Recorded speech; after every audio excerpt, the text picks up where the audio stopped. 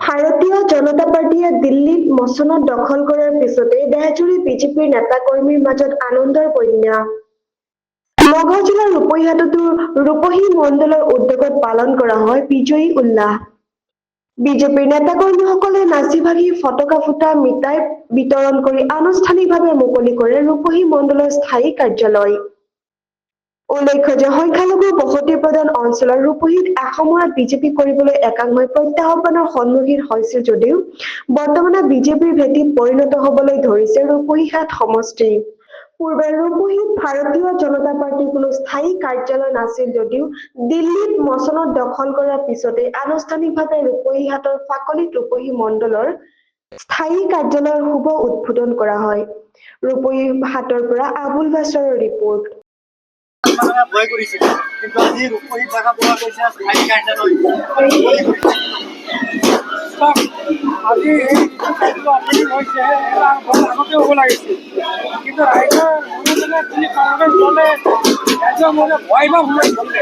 এতিয়া যিহেতু দেখা পালে যে বিজেপি চৰকাৰখনে ৰাইজৰ কাৰণে বা মাইনৰিটি ভাল কাম কৰি আছে আৰু সেইটো কালি আপুনি ভাল ফলাফল দেখা পালে যে দিল্লীত 27 কেছ ধৰি বেলেগ দলৰ হাতত আছিলে বিজেপি দলে এইবাৰ দিল্লীত ভাল মেণ্ডেট পালে হাতত মেণ্ডেট পোৱা সংখ্যালঘু ৰাইজৰ এটা ভাল অৱদান আছে আৰু এতিয়া ৰাইজে পত্ৰ ওলাই আহিছে যে এইবাৰ ৰূপহী চামাগুৰিতো দিল্লীৰ মেণ্ডেট আহিব চামাগুৰিতো নহয় সমগ্ৰ দেশতে আহিব আৰু আজি এটা ভাল শুভ দিন।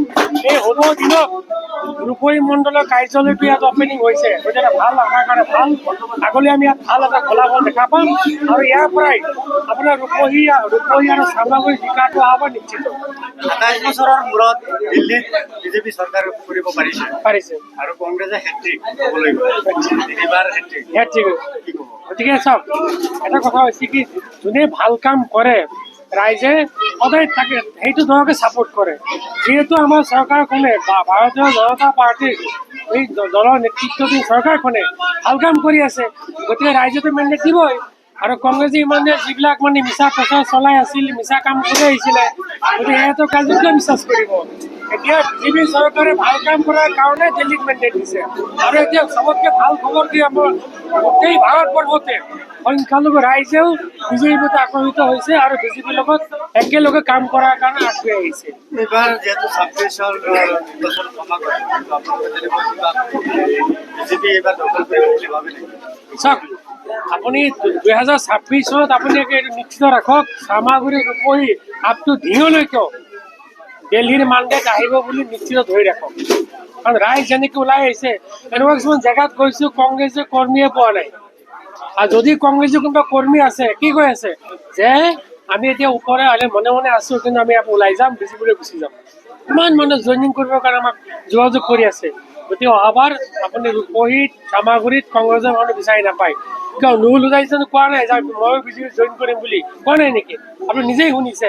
গতিকে দেখিছে যে ৰাইজৰ মেণ্ডেট বিজেপি পিনে গৈ আছে গতিকে কংগ্ৰেছত থাকি লাভ নাই।